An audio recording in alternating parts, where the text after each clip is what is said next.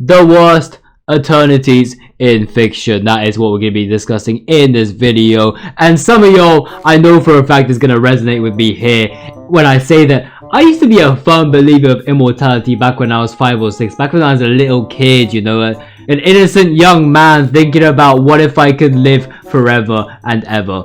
And that also kind of ties into the main reason in why when my dad told me that the sun was going to explode in 5 billion years, I just got scared shitless at the time. Like, I just recently discovered that other people actually reacted in a similar way when they discovered in their childhood that the sun was gonna explode in 5 billion years. But my main reason was that, like, bro, when it comes to immortality and when it comes to living forever, like, I don't want to eventually have to live in a world where you're put in eternal winters and eternal darkness. That is not something I would sign up for. And it broke my dreams about the whole concept of immortality and eternity in general, that I just got scared of it. Okay, but that is what we're going to be discussing today. We've got examples ranging from the classic Sisyphus Treatment all the way up to the world of the Aging Devil. And brother, when you mention those two examples, like, the life in the Golden Order does not sound remotely as bad as like any of the other examples. Like, I understand how atrocious the life in the lands between would be like for most human beings, but like even having the opportunity of a lifestyle will be a luxury for the other examples that are coming up in this video. But if you do dabble in this type of content, be sure to like, comment and subscribe. We are trying to hit that glorious 1K by the end of this year, and we got a steady one going, I can't lie. I got a bunch of videos coming up. I'm gonna try and upload in the pace of like 2 or 3 in a week, preferably Wednesdays and Sundays, but that's I'll get inconsistent with those eventually. But do stay tuned for a random bunch of yapper content. With all that said, let us get into the evaluation. The world of the Aging Devil. Bro, you know it's bad when the best case scenario of encountering the Aging Devil is if you actually die from him, and in the worst case you get put into this world. So basically what this world is basically like, it's like an infinite forest with like a lake in the middle, and what happens there is that you can't starve, I'm pretty sure you can't fall asleep, you don't fatigue in any way, shape or form. It's just like an infinite forest of absolute nothingness. And what this forest consists of are just a bunch of trees who were formerly human. Yeah, in the Chainsaw Man verse, yeah, how the human body adapts to the concept of eternity is that after like a few thousand years, you would literally just abandon all thought and all authority from your body to the point that you just become part of nature. You just become the large canvas that is the world of the Aging Devil. And the aftermath is that you turn into a tree. Now we get to see like one of the characters who have yet to become one, and this guy is just absolutely insane. He's butt naked. He's lost all hopes and all will to do anything interesting or survive. He's literally just hugging another tree. He is literally just like there hugging another tree who is also formerly human, no diddy, and acting like absolute apeshit. Now imagining myself getting to that point is kind of crazy, but I'm gonna be real with you. Like, if we're talking comparatively to the other examples that are coming up in this video, if I have the choice, or if I have like a canonical opportunity to abandon all consciousness, it is not as terrible as it seems. Like, I feel like if I can, I mean, yeah, that's the thing. On the flip side, there's not really an eternity for you to experience, because after a few thousand years, you will turn into a tree and you'll think of absolutely nothing unless someone comes in and cuts you down like what Genji did. But just because of that, I'm gonna put it in terrible. Like, don't get me wrong, being stuck in a place where you can do absolutely nothing for all of eternity is bad. It is, like, I would say otherwise, get me out, right? But again, there's that slither of hope where I can just like essentially not be alive and become a vegetable, quite literally. So I'm gonna put this in terrible. The Golden Order from Elden Ring. Now, if this was a tier list of would you rather live in X fictional universe, then Elden Ring would probably be a no-no, because like 99% of the dangers of the Golden Order, or like the world under the Golden Order, is the stuff that's in the Lands Between, and the Lands Between has some atrocious stuff like the Scarlet Rot. I would not want to contract ever. But when we're talking about eternities, like, oh my days, brother, you know it's insane when the clear line for whether something is bearable or not is the question of whether that world has a society or not. Because I'm gonna be real with you, that world has a society, that world has several different professions. Like, if you're taking away the fact that there's a bunch of demigods and if you're like a bunch of monsters that can literally have a war against each other and you would get crushed into pieces just by collat, the lifestyle is kind of similar to just like medieval Europe. Like, let's be honest here. Like, okay, we got medieval Europe with a bunch of fancy bullshit plus the functionality to respawn. Yeah, how the eternity works, how the world traps you for eternity in the Golden Order is that you die, and then you get put on a respawn timer. You get put on that League of Legends gray screen where your soul goes back to the big shining tree up there, which is, I'm pretty sure it's just a hologram, but that's irrelevant to the point. Yeah, your soul goes to that tree and then it comes back to your body and then you come back to life.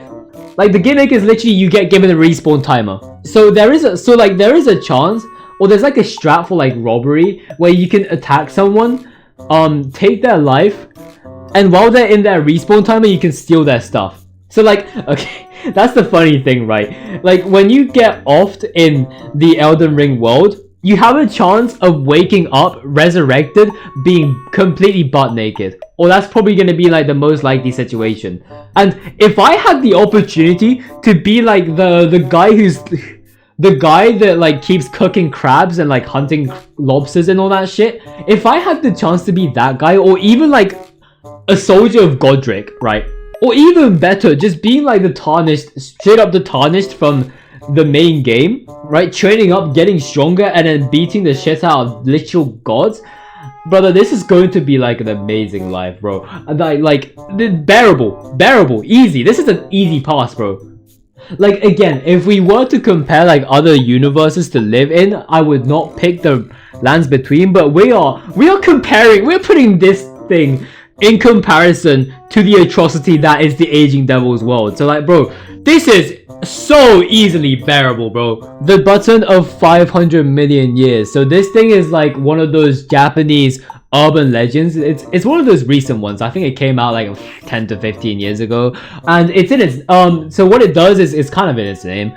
So if you press the button, you get money equivalent to around 10 grand in pounds in exchange of being put in a completely separate realm of absolute nothingness. Like, at least the Aging Devil's world had like a forest and it had, like, the view's great, it's got a lake and like this and that. Nah, when we're talking about the realm of 500 million years, we're talking about the floor, and that's literally it. The floor and like maybe some lighting, or even worse, you get put in absolute darkness. Like that part's not really being clarified. You just like it kind of just states that you get put into a realm for 500 million years. And in this world, obviously you got the big three. You can't starve, you can't fatigue, you can't fall asleep. And I don't think there's any like canonical statement saying that you can abandon all consciousness and all bits of like mind, like you can do with the Aging Devil's world. So I'm gonna be real with you, in terms of what like the properties of the world, this is so much worse. The world of 500 million years is so much worse than the Aging Devil's world, simply because there's less stuff in it. There's less things that can like kind of distract you. And even when we're talking about, okay, it's just 500 million years. Okay, that's a crazy statement, by the way. Like, when we're talking, okay, it's only 500 million years. Like, the thousands of years that you have to endure for the Aging Devil's treeification to take place is already a crazy statement. But we're talking 500 million years. 500! Like, I'm pretty sure if you put that in numbers, it is equivalent to how long the Earth has been around for, divided by 10. Now, the catch for being in this world is that you lose all memory of you being in there after you endure those all 500 million years of absolute nothingness. So in reality, you press this button and it just feels like you got 10 grand worth of cash from just pressing a button.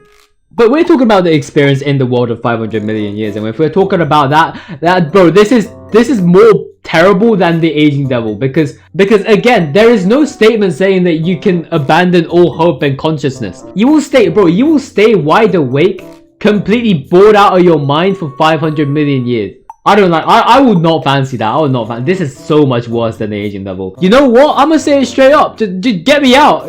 Get me out. I do not want to be put into 500 million years of absolute nothingness. I can't lie. I ain't easily occupiable like that, bruh. Becoming a blighted in Ender Lilies. Yo, I honestly just needed to talk about Ender Lilies in some way, shape, or form in one of these tier lists because I absolutely love this game. So how the Blight works in Ender Lilies is that it's basically like it's pretty much just like a zombie apocalypse virus kind of thing, right? You get infected and then slowly it actively tries to take over your soul. And by extension, it takes control of your body and it takes control of your consciousness. Your entire soul gets overwritten into a blighted mess. And by the time you turn into a blighted, you are completely immortal and you are going to be wandering around being completely hostile to anything that moves for the rest of your life. Now, there is literally no method of curing the Blight unless you have a white priestess running around purifying the Blight that is in you. And the thing is, like, the symptoms are gradual, so you know when you can tell if you get infected by the Blight. And the worst part is that it is stated that, like, in case you had the power, in case you had the willpower to even try and resist the hostile takeover of the Blight, you'd be going through the excruciating amount of physical and mental pain, and you would still lose. You would still be on the losing side, and you would still lose all authority of your body, all while you're completely conscious. So you could be, brother, you could be attacking your loved ones. You could be like over here absolutely decimating your own family whilst being completely conscious. So I'm like, a word of advice, if you ever get blighted, just let go. I'll be real with you, just let go. Like, even if you do manage to like hurt other people that you would absolutely treasure, at least you wouldn't have to go through the pain of witnessing that happening whilst acknowledging that you have absolutely no power over dealing with that situation. But again, if you just let go, then you just get taken over by a completely different entity, and you would essentially just not experience the whole eternity thing. So I would put this in unpleasant, because again, there's like the pain factor, and there's also like the gradual infection coming in, being like, yep, okay, I'm about to become the blighted in like 2 weeks from now on. I don't know what I'm doing with my left arm right now, but I think I'm swinging a sword, that kind of shit. Becoming a half mineral from JoJo's Bizarre Adventure Part 2. Oh my days, bro. This has to be one of the funniest ways you would dispose of an immortal character in a show. Like, if you are completely immortal and like the ultimate being on planet Earth, the resolution is to send that ultimate being outside of Earth, where it has not yet adapted in. And I really like to believe this one headcanon where like eventually cars floated away in space and then crash landed into some random ass planet and has been buried under some really harsh conditions that are in that said planet for like hundreds and hundreds of years. And then like, okay, even if he like recovered from because of like the drastic change in climate from being in that planet, and then even if he like, you know, stopped being in the mineral wave, even when he like resurrected as a full-on organism, he would be stuck there because he now knows like the trauma of being in space. But floating around with no authority of movement and having no idea where you are going, like hell, you even have the chance of just getting sucked up into a black hole and absolutely wiped off of existence. Like, that would be so scary, but again, it is stated that cars eventually stopped thinking. So if we think about that, I mean, I guess it is possible to just let go of all consciousness. And if I were to get put in the same kind of situation as this guy, I mean, like again, it would be bad, but it hasn't been stated like that I have to wait thousands and thousands of years to be let go. At least I have that like smidgen of hope that I land in some planet and then I like it's bad. It's bad though. I have no mouth and I must scream. No, I am not doing this. I am not doing this. Like, not only am I claustrophobic, so like okay, let me dial this back. I'm gonna explain what this is. Basically, imagine a world where this one particular AI called Am took over the entire world, and as a result, humans have gone extinct apart from 5 specific people who are currently being trapped for at least 109 years in the canon of the story. And to these 5 people, the said supercomputer applies an immense amount of torture which represents his hatred towards humanity as a whole. Yeah, these 5 people are meant to bear the cross of tanking the torture worth a civilization that was once around like 8 billion in population. And if I were to be a little bit more specific with you, first of all, you get locked up, and second of all, you get given a torture method that is bespoke to your traumas and your biggest fears. But no, get me out. Actually get me out of this place. No, I am not doing this. I am not doing this. No pun intended. Brother, screaming is not a sufficient term to describe the amount of mental pain you are going to go through this piece of shit. Like, do you see what I mean? That the land, like, of how like the lands between is tame compared to all of this. Oh, SCP-3008, the Infinite Ikea. Brother, this is infinitely nicer than everything else that I've talked about so far. Because think about it, the life in the Infinite Ikea is basically like a zombie apocalypse, or like a life in a zombie apocalypse, but you're living in luxury because you have access to every single existing product in Ikea. And like when we're talking the Infinite Ikea, we're talking about a public server. And remember how I said that having a community is like a good clear line for whether like an eternity is bearable in a place or not? Life in Infinite Ikea is literally just civilization restarted, given that we have all the resources of Ikea. So how this works is that at day you can wander around, literally get anything, right? The toys, the food, the furniture that Ikea sells and all that shit. And then at night you gotta hide from a bunch of these employees who are these like malformed humanoids that are like really strong, and they could basically destroy you in a 1v1. So they're a no-no to encounter.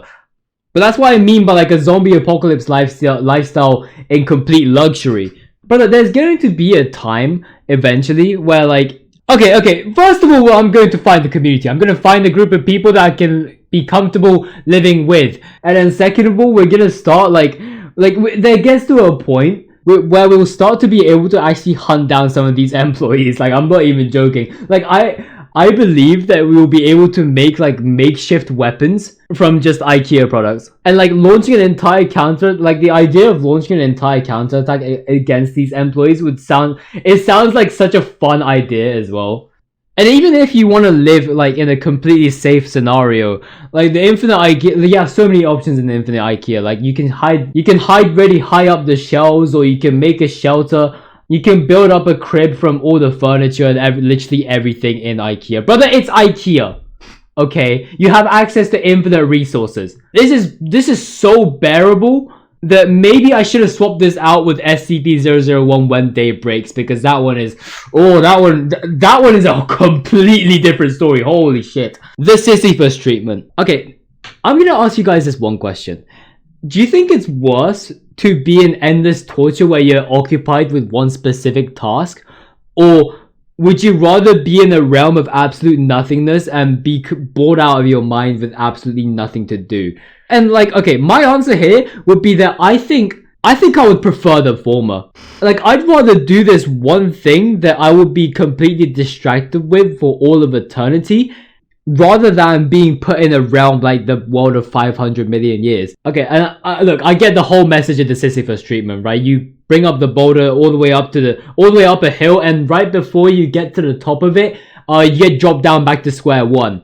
It all represents futile efforts or futile labor and everything. But I don't mind that. I'd rather be stuck holding up a boulder and lifting it up a hill an infinite amount of times than be stuck with absolutely nothing to do for all of eternity. So, okay, but don't get me wrong, this is like a form of torture, so I'm gonna put this in terrible. But it goes below the aging. Does it go below the aging devil? Like, it's like again, the aging devil has like a way of escape, or like a way of mental escape at some point. Okay, yeah, you know what? This goes above the aging devil.